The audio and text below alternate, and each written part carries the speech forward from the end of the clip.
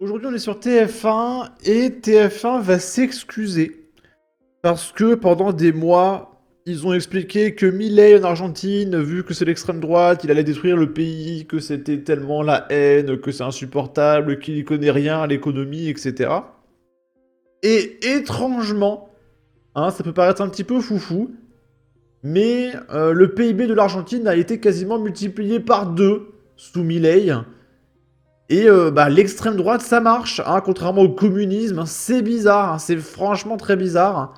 Et du coup, LCI s'excuse et essaie de comprendre pourquoi l'extrême droite, ça fait exploser l'économie d'un pays. Parce que vraiment, ce qui se passe en Argentine, c'est du jamais vu économiquement parlant. Hein. Cette expérience Milei, un an après, les premiers résultats. D'abord, il n'a pas menti sur le grand ménage. Au total, sur une seule année, les dépenses publiques ont ainsi baissé de 30%. Résultat, l'énorme déficit public chronique depuis 14 ans en Argentine est comparable à celui de la France, est devenu en 12 mois seulement un excédent. Quant à la dette, en très peu de temps, elle a été ramenée de 155% du PIB à 91,5%. Donc ça a quasiment été divisé par 2 en quelques mois. Hein. Ce déficit, c'était exactement le déficit de la France l'an passé, 5,4% du PIB. En un an seulement, c'est donc devenu un excédent. Alors que nous cherchons, rappelons-le, à réduire notre déficit de 0,4%. En un an, l'inflation a été divisée par 2. La croissance est là. Et bien là, le FMI prévoit 5% pour 2025. C'est vrai qu'au départ, on était tous à se dire c'est un dingue. Oui. Non, pas tous, arrêtez. C'est la gauche qui le diffamait, mais tout le monde a compris que c'est ce qu'il faut faire, et c'est ce que tout le monde veut en Europe, notamment en France. Il n'y a que vous, une minorité extrême, qui n'ont pas compris que les gens, ils veulent la droite. Et que le socialisme, ça marche pas, que le communisme, ça marche pas. Ah non, mais c'est sûr.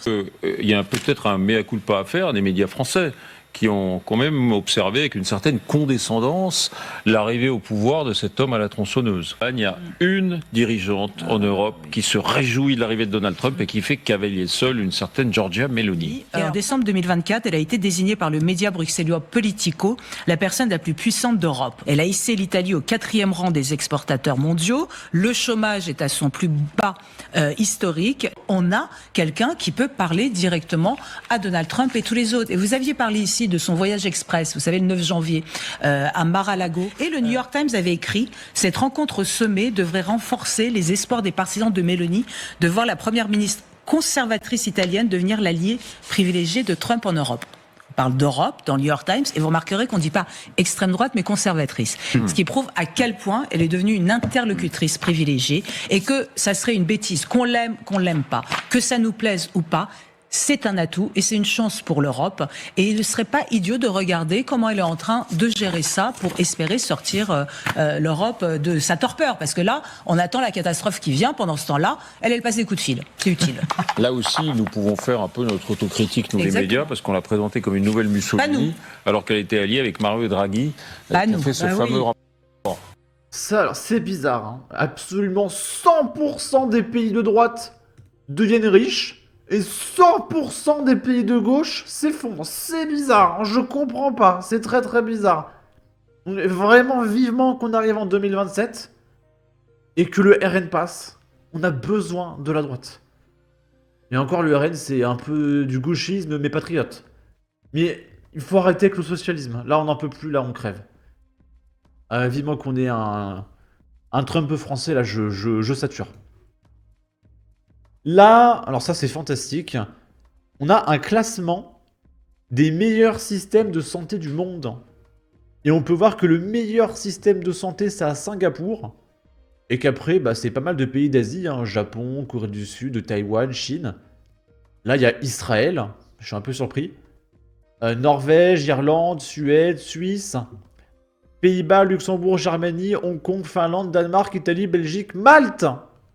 Et... après Malte, la France. Le système de santé français est derrière Malte, les copains. On est derrière Malte, bordel.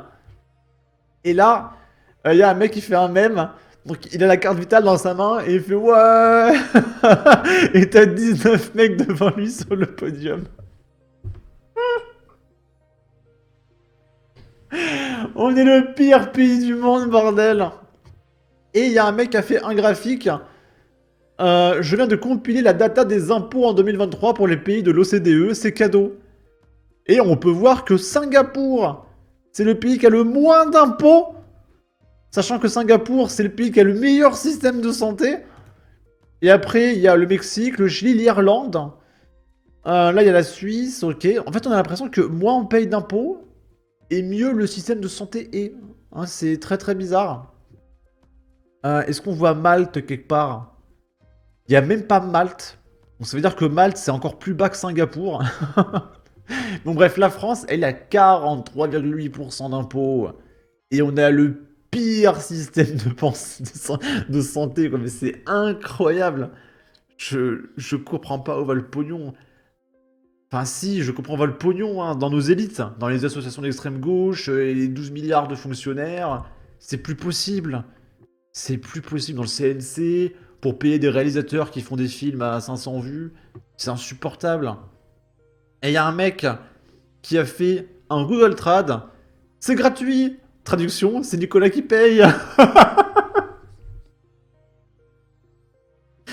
Oh, c'est insupportable. Hein. Quel pays de serpillère. Et là, il y a Donald Trump qui fait une annonce mais complètement dingue.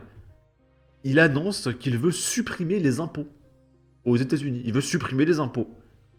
C'est pas une blague. On va écouter ça. Je vais vous traduire en direct. Je vais être très riche à nouveau et ça va arriver très rapidement. Il est temps pour les États-Unis de revenir au système qui nous a fait plus riches et plus puissants que jamais. Vous connaissez les États-Unis de 1870 à 1913? Tous les tarifs, et c'était la période la plus riche de l'histoire des États-Unis. Relativement parlant, en d'autres termes, et nous, ils ont créé la Grande Commission tarifaire de 1887,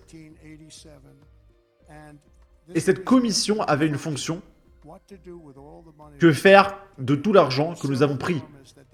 C'était tellement énorme qu'ils n'en avaient aucune idée.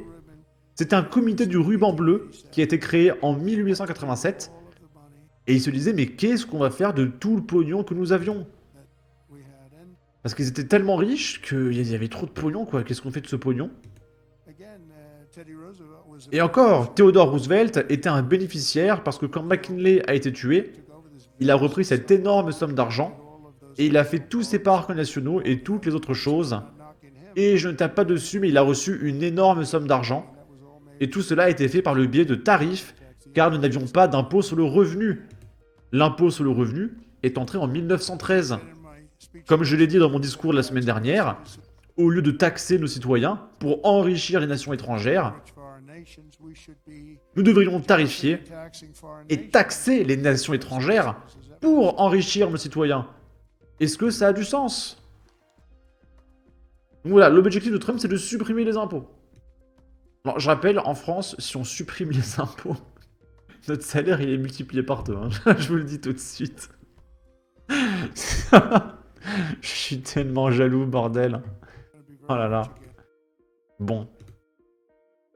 Là, c'est des mèmes pour rigoler. Donc, on voit X qui combat contre Meta, qui combat contre DeepSeek, qui est la nouvelle entreprise qui travaille sur de l'IA. Et on a OpenAI, donc ils battent tous ensemble et tout. Et à côté, il y a l'Union Européenne, et nous, on a inventé les bouchons qui sont collés aux bouteilles.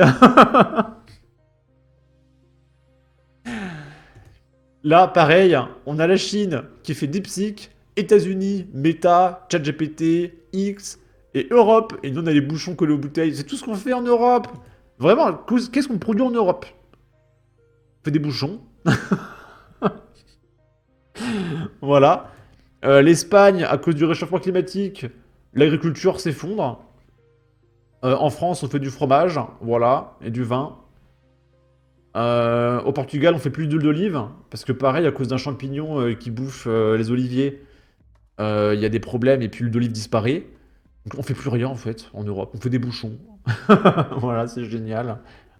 Bon, sur ce, n'hésitez pas à donner votre avis, votre opinion, à partager, liker, commenter, ça aidera au référencement de la vidéo sur YouTube. Abonnez-vous, suivez-moi sur Twitter, prenez soin de vous, salut!